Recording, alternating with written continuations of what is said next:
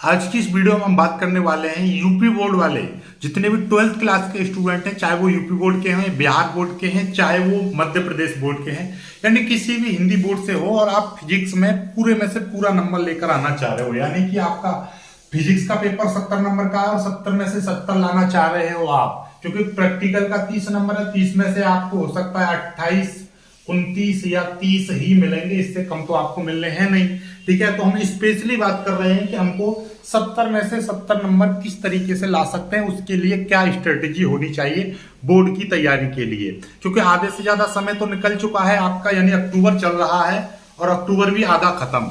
अब अक्टूबर आधा खत्म, अक्टूबर के बाद में इसमें नवरात्रि है, इसी में दशहरा है, इसी में दीपावली, यानी इस वाले महीने में काफी ज्यादा छुट्टियां हैं आने वाले इस अक्टूबर और नवंबर में। फिर बहुत समय कम बचता है, उसके बाद में प्रैक्टिकल्स स्टार्ट हो जाएंगे, प्रैक्टिकल्स में आपको जाना, समय देना, उसमें भी काफी ज्यादा समय वेस्ट होता है। तो इसलिए अभी आपको क्या है, हार्ड वर्क के साथ स्मार्ट वर्क भी करना है।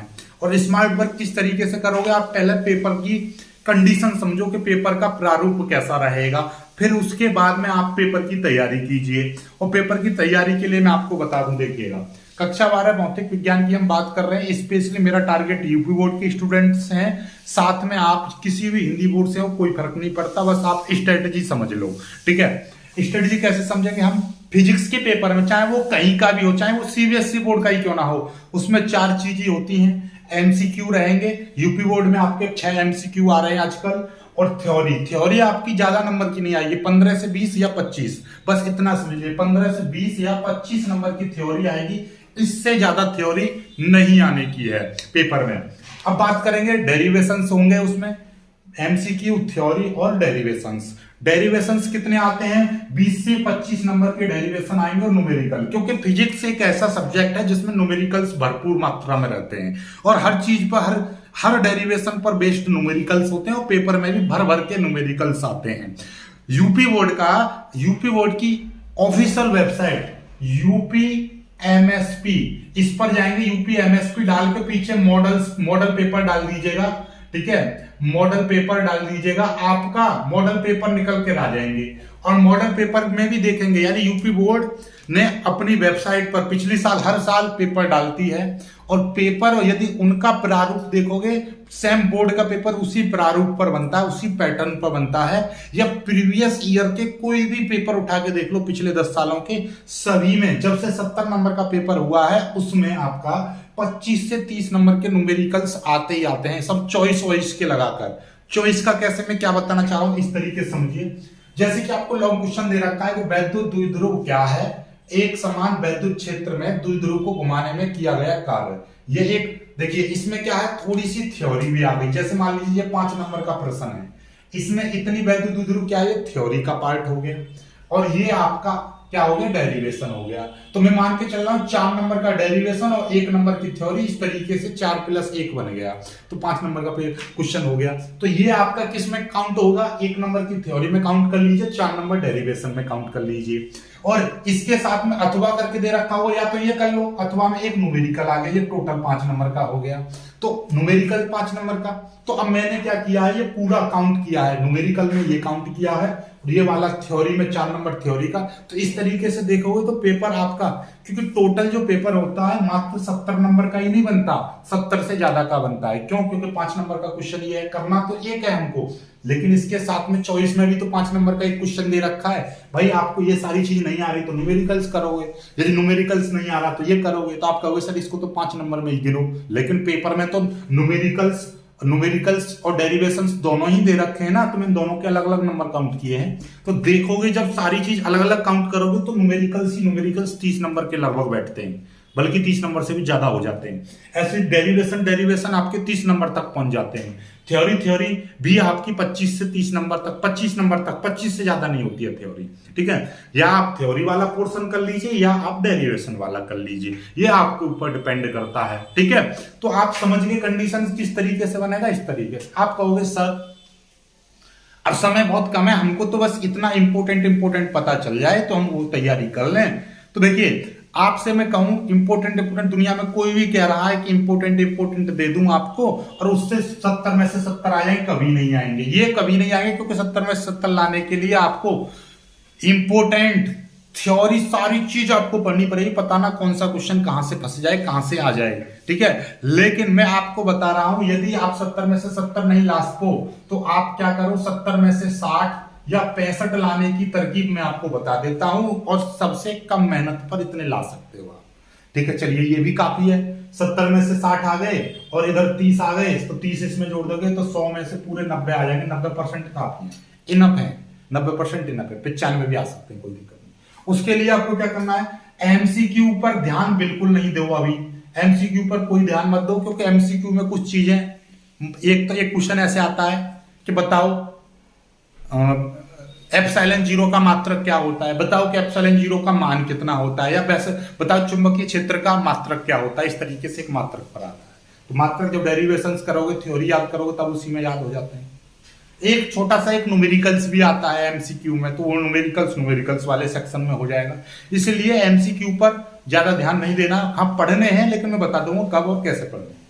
थ्योरी, तो यदि मैं आपको थ्योरी के 100 क्वेश्चन दे दूंगा तो उसी में आपके एमसीक्यू की तैयारी हो जाएगी। थ्योरी के आप 100 क्वेश्चन तैयार कर लो।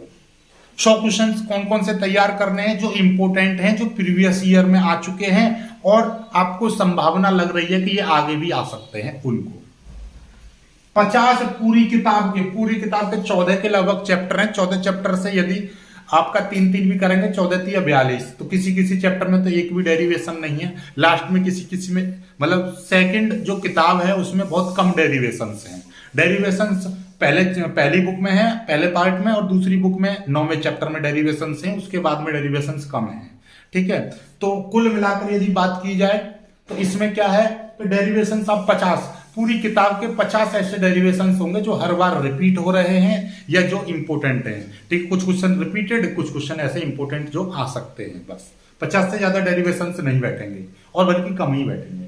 और पूरी किताब के 100 कॉन्सेप्ट के न्यूमेरिकल होंगे। 100, मैं न्यूमेरिकल 100 नहीं बोल रहा हूं, 100 कॉन्सेप्ट के न्यूमेरिकल्स, यानी कि एक कॉन्सेप्ट पर, जैसे किसी का वैद्युत बल निकालने के लिए आ गया तो उसके वैद्युत बल पर थोड़ा अलग अलग तरीके से घुमा के देगा लैंग्वेज, लेकिन कॉन्सेप्ट एक ही रहेगा। जैसे मैं कह रहा हूं कि 5 कूलाम और 6 कूलाम आवेश और 2 मीटर की दूरी पर रखा हुआ है, तो इनके बीच वैद्युत बल निकालो, तो इसमें आवेश दे रखा, वैद्युत बल आपसे पूछा है, ठीक है। लेकिन यहां पर क्या कहें कि एक इलेक्ट्रॉन और एक कितने कूलाम आवेश कितनी दूरी पर रखा है, तो आप कहोगे एक इलेक्ट्रॉन नहीं, एक इलेक्ट्रॉन पर कितना आवेश होता है, 1.6 गुणा 10⁻⁻19 कूलम। कॉन्सेप्ट वही रहा, बस थोड़ी सी भाषा उसने बदल दी। एक इलेक्ट्रॉन कहा तो इलेक्ट्रॉन पर आवेश अलग तरह से दे रखा होता है। तो कुल मिलाकर 100 कॉन्सेप्ट के न्यूमेरिकल आपने कर लिए, अर्थात 100 अलग अलग न्यूमेरिकल्स आपने कर लिए, तो बस उससे ज्यादा आपको करने की जरूरत नहीं होगी, मुझे लगता है कि इनफ है, ठीक है। तो 14 तरीके के आप न्यूमेरिकल्स, 100 न्यूमेरिकल्स कर लीजिए, वेरी मोस्ट इंपोर्टेंट, बस। और उसके साथ साथ आप क्या करना है, आपको 5 प्रीवियस ईयर के पेपर्स और 5 सैंपल पेपर्स, वो भी अलग अलग का मतलब यह है कि 5 प्रीवियस ईयर के जो पेपर हैं उनके आधार पर 5 ऐसे सैंपल पेपर बनाओ कि ये क्वेश्चन 5 प्रीवियस ईयर में जो पेपर्स में क्वेश्चंस हैं वो इन सैंपल पेपर्स में ना आए, उनके आधार पर उनसे रिलेटेड क्वेश्चंस। जैसे सपोज दैट कि इसमें आ गया कि वैद्युत द्विध्रुव क्या है, वैद्युत द्विध्रुव की अक्षीय स्थिति में वैद्युत क्षेत्र की तीव्रता का व्यंजक ज्ञात करो। तो सैंपल पेपर में जब सैंपल पेपर बनाया जाए तो वैद्युत द्विध्रुव की अक्षीय स्थिति में व्यंजक की जगह पर डाला जाए इसमें क्वेश्चन वैद्युत द्विध्रुव की निरक्षीय स्थिति में व्यंजक, ताकि ये कॉन्सेप्ट पर दूसरा सवाल भी आपका तैयार हो जाए, दूसरा डेरिवेशन भी तैयार हो जाए। इस तरीके से आपने ये कर लिए तो डेफिनेटली मैं कह रहा हूं 65 नहीं 70 में से 70 आएंगे, यानी कि 5-5-10 पेपर वो भी अलग अलग तरीके के कर लिए ना, तो पूरी किताब ही उसमें समा जाएगी। 10 पेपर का मतलब समझ लो, 10 पेपर बहुत होते हैं, ठीक है। अब बोलेंगे सर ये मिलेंगे कहां से, हमको तो ये बताओ ये मिलेंगे कहां पर। तो देखिए 100 न्यूमेरिकल्स मेरे पास में बने हुए रखे हुए हैं, इंपोर्टेंट 50 डेरिवेशंस मेरे पास में रखे हुए हैं, ठीक है, इंपोर्टेंट 100 थ्योरी के क्वेश्चंस रखे हुए हैं। मैं धीरे धीरे करके आपको देता रहूंगा, अब एक साथ दे दूंगा तो आप उसको एक दिन लेके पीडीएफ डाउनलोड कर लोगे जो उसमें, उसके बाद में देखोगे नहीं। तो मैं 5-5 7-7 करके आपको टारगेट बाई टारगेट दूंगा, ठीक है। तो आपको एक यानी कि वो लेना है, चैलेंज लेना है 30 दिन का, क्योंकि मैं पूरी फिजिक्स को 30 दिन दे रहा हूं। 30 दिन में आप आसानी से तैयार कर लोगे। यदि बात की जाए 100, देखिए 100 न्यूमेरिकल्स हो गए, ये हो गए, ये तो 250 बैठ रहे हैं, 250 क्वेश्चन। 250 क्वेश्चन में यदि देखा जाए तो 250 घंटे दोगे, 1 घंटे में एक क्वेश्चन कर लोगे तो 250 घंटे हो गए। 250 घंटे में यदि 24 का भाग करोगे, 24 का तो 10 या 11 के समथिंग बैठेंगे दिन, ठीक है। बाकी के 5 दूनी 10 पेपर करने में बाकी के दिन लगा दो, 20 दिन लगा दो इसमें, ठीक है। एक पेपर को आप 2 दिन में अच्छे से तैयार कर लोगे तो 10 पेपर को 20 दिन और 20 दिन में 10 दिन में, ये तो कुल मिलाकर 30 दिन में ये पूरी तैयारी अच्छे से हो जाएगी, ठीक है। इस तरीके के क्वेश्चनों के साथ साथ सारी चीजें, चॉइस वाले क्वेश्चन भी वो, ठीक है। और फिर उसके मैं बता रहा हूं, फिर उसके बाद में आपको एक शब्द भी पढ़ने की जरूरत नहीं है, ठीक है। तो मैं कल से आपका 30 डे का चैलेंज स्टार्ट करूंगा, जिसमें आपको हर रोज का एक दिन में हो सकता है कि 5 न्यूमेरिकल्स आपको दूं, या हो सकता है कि 10 न्यूमेरिकल्स में आपको दूं, या हो सकता है कि 5 डेरिवेशंस में आपको दूं, या हो सकता है कि 10 क्वेश्चंस दूं। कुल मिलाकर मुझे 30 दिन में ये पूरा खत्म कराना है, ठीक है। पेपर्स लास्ट में दूंगा, पहले ये 250 क्वेश्चंस दूंगा, ठीक है। 250 में हो सकता है कि 10 करके 300 दूं। तो मैं बता रहा हूं आपको, उनका सॉल्यूशन भी मैं आपको दूंगा। सॉल्यूशन मेरे पास में नया तो बना नहीं पाऊंगा, लेकिन पुराना मैं वीडियो बना रखी है मैंने, तो वो वीडियो मैं आपको नीचे डिस्क्रिप्शन में लगा दिया करूंगा, ताकि आप उनकी तैयारी कर लो। वो आपके ऊपर तैयारी कैसे करोगे। तो आप 30 दिन का चैलेंज ले लो मेरे साथ। मैं कह रहा हूं आपकी फिजिक्स इतनी इंप्रूव हो जाएगी, आप देख लो। आप प्रीवियस ईयर का एक पेपर आज सॉल्व करने का प्रयास करना। चलो प्रीवियस ईयर का छोड़ो, यूपी एमएसपी पर अभी पुराना नया पेपर अपडेट नहीं हुआ है। 2023 की बोर्ड परीक्षा के लिए जो पेपर डाल रखा था उससे देखना फिजिक्स के अभी करके, आप अब कितना कर पाते हो, उसका पेपर में डाल दूंगा एक अलग वीडियो बनाकर।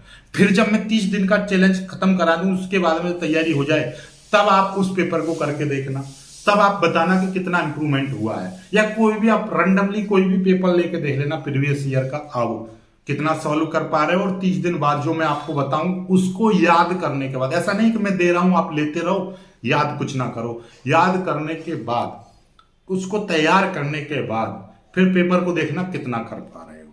फिर मुझको कमेंट करके बताना कि आपकी तैयारी अच्छी हुई या नहीं हुई। और फिर उसके बाद में ये 5 प्रीवियस ईयर के पेपर और 5 सैंपल पेपर्स आपको मिलेंगे। उसके बाद में फिर आपको मैं कह रहा हूं, दुनिया की कोई ताकत नहीं है जो आपको 70 में से 70 लाने से रोक सके।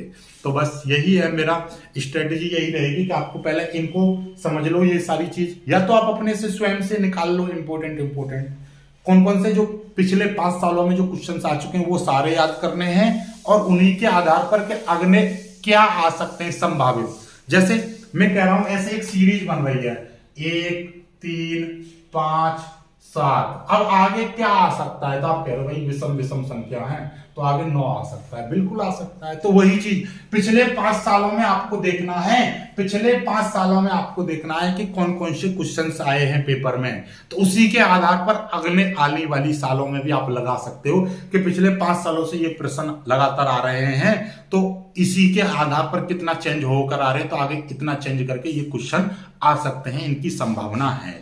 तो ये चीज आपको पता होनी चाहिए, ये कॉन्सेप्ट आपको तैयार करना है, ठीक है। इसी कॉन्सेप्ट पर आपको सारे क्वेश्चंस तैयार करने हैं।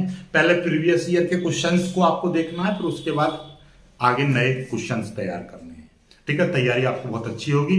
और वीडियो अच्छी लगी हो, कुछ चीजें अच्छी लगी हो, समझ में आई हो, तो लाइक करना, शेयर करना और चैनल को सब्सक्राइब जरूर कर लीजिएगा। जय।